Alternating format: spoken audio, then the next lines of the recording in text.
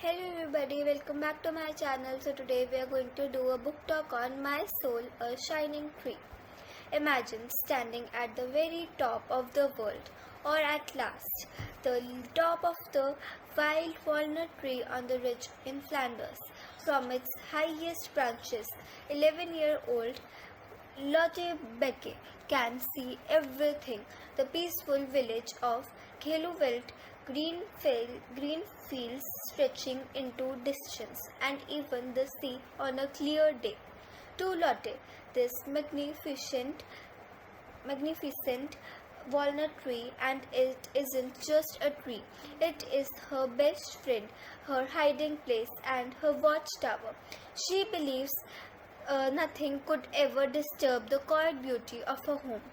But one night, from that very tree, she notices a strange line of flickering lights moving steadily toward Belgium from the German border. She doesn't realize that she is watching the beginning of World War I, and within days, her peaceful world is scattered.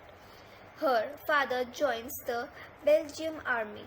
Her village is bombed, and during a desperate escape, a shell kills her beloved uncle Hendrik and their faithful horse Nell.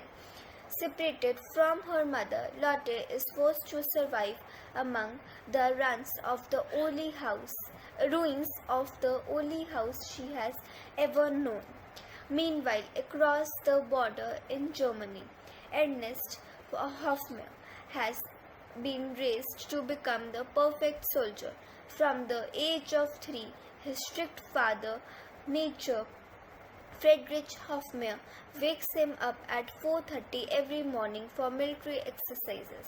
By the time he is 30, Ernest can run 6 miles without stopping. At Del School, he protects his gentle friend Rudiger von Kaplan from bullies. But when the war breaks out, desperate to prove that he isn't a coward, 15-year-old Ernest lies about his age, jumps off a terrain and joins the Imperial German cavalry. He dreams of honor and adventure, but instead he fights a nightmare of mud, fear, and death. What neither Lotte nor Ernest knows is that their lives has been connected. Lotte's early neighbor, Madame Smith, is actually Ernest's grandmother. Before the war, Ernest spent happy summer holidays in Gulwart, eating her homemade cakes, playing in woods, and climbing the very walnut trees where Lotte now has to spend her afternoon.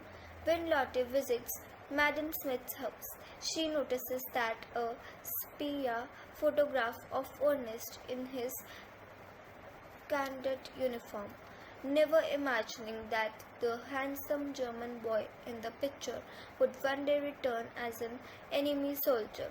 The war cruelly divides a single family while Lotte's father has fights for Belgium. Madame Smith's son-in-law and grandson fight for Germany. Far from Europe, another young man is beginning his own journey. Khudbad Khan, a brave Pathan sepoy of the 129th Baluchis Regiment, reaches his village in India to fight for the British Empire. Alongside his closest friend Mohabbat, he sails thousands of miles to land he has never seen. Instead of adventure, he finds freezing trenches, endless rain, hunger, and machine gun fire. Still, Kike refuses to abandon his comrades, watching them fall like the sheaves of corn, while he continues to fight with extraordinary courage. As the war grows more brutal, the fate slowly pulls these three strangers together. Lotte loses her loom, Ernest loses his innocence, nearly loses every man in his regiment. During one battle, KK unknowingly rescued a wounded German soldier Ernest long before either of them realizes their lives have destined cross again. Finally, during the terrible battle of Khuvat, everything together becomes Lotte's shining walnut tree. Beneath the Lotte's shining walnut tree, KK is now only the survivor of his unit, cuddling the body of his beat friend Mohammed beneath his branches. Lotte, her sister Else, and Michael Dupnut discover him there. Moments later, Ernest stumbles into the clearing, broken by everything he has witnessed. For one extraordinary night, a Belgian girl, a wounded Indian soldier, and a traumatized German boy forget the war surrounding them. Beneath the same tree, they share a warmth, water, and fire, and a small fire, and walnuts,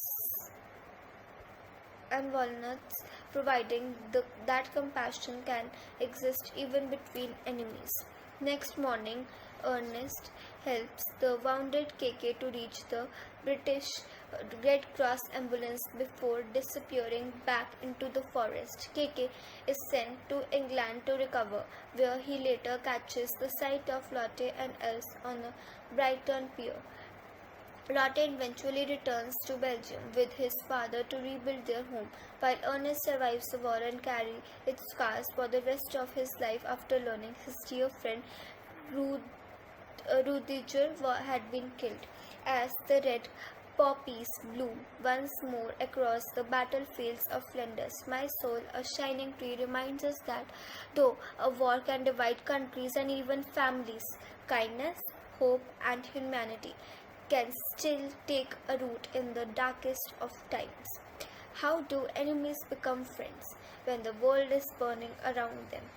Read My Soul, a Shining Tree by Jamila Given to discover a powerful story of courage, compassion, and the hope that grows beneath the shining tree. Thank you everybody. For more amazing book talks, please like and subscribe my channel.